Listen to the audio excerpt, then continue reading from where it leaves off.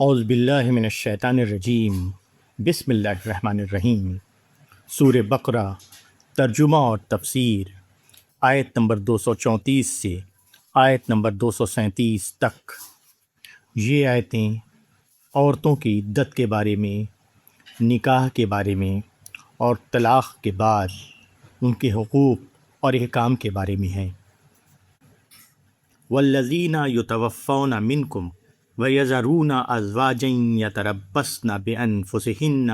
اربعۃ اشہر وعشرا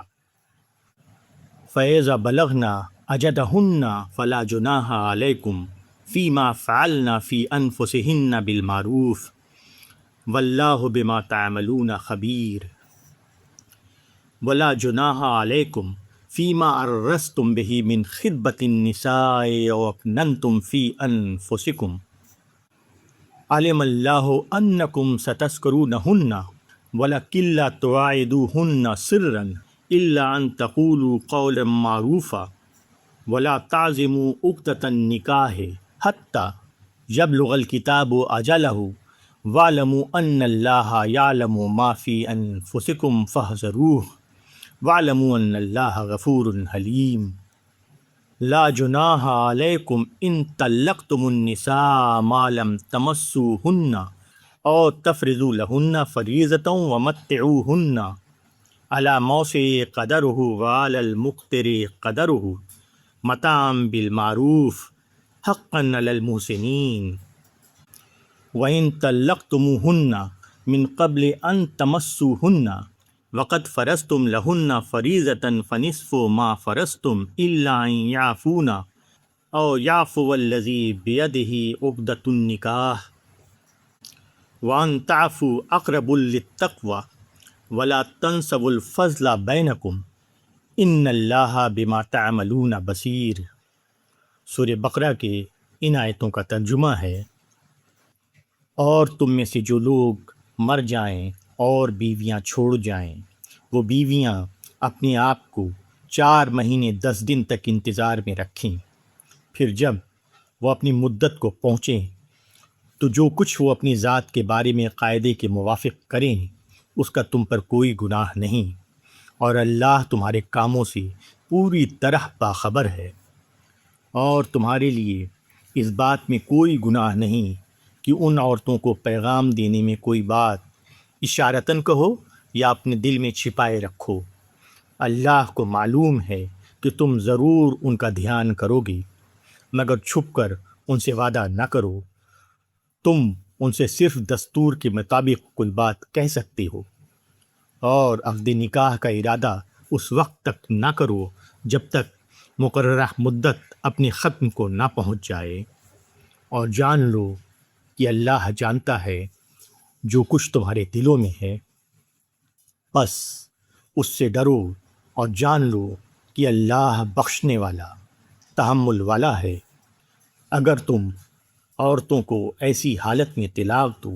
کہ نہ ان کو تم نے ہاتھ لگایا ہے اور نہ ان کے لیے کچھ مہر مقرر کیا ہے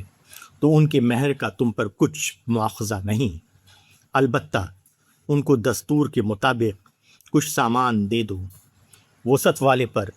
اپنی حیثیت کے مطابق ہے اور تنگی والے پر اپنی حیثیت کے مطابق، یہ نیکی کرنے والوں پر لازم ہے۔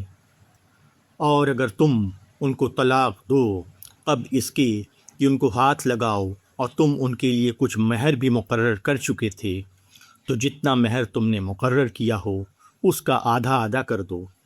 الا یہ کہ وہ معاف کر دیں، یا وہ مرد معاف کر دے جس کے ہاتھ میں نکاح کی گرہ ہے، اور تمہارا معاف کر دینا زیادہ قریب ہے تقویٰ سے۔ اور آپس میں احسان کرنے سے غفلت مت کرو، جو کچھ تم کرتے ہو اللہ اس کو دیکھ رہا ہے۔ سورہ بقرہ کے ان آیتوں کی تفسیر ہے: نکاح اور طلاق کے قوانین بیان کرتے ہوئے بار بار تقویٰ اور احسان کی تلقین کی جا رہی ہے۔ اس سے معلوم ہوا کہ کسی حکم کو اس کی اصل روح کے ساتھ زیر عمل لانے کے لیے ضروری ہے کہ معاشرے کے افراد خالص قانونی معاملہ کرنے والے نہ ہوں، بلکہ ایک دوسرے کے ساتھ حسن سلوک کا جذبہ رکھتے ہوں، اسی کے ساتھ ان کو یہ کھٹکا لگا ہوا ہو کہ دوسرے کے ساتھ بہتر سلوک نہ کرنا خود اپنے بارے میں بہتر سلوک نہ کیے جانے کا خطرہ مول لینا ہے، کیونکہ بالآخر سارا معاملہ خدا کے ہاں پیش ہونا ہے،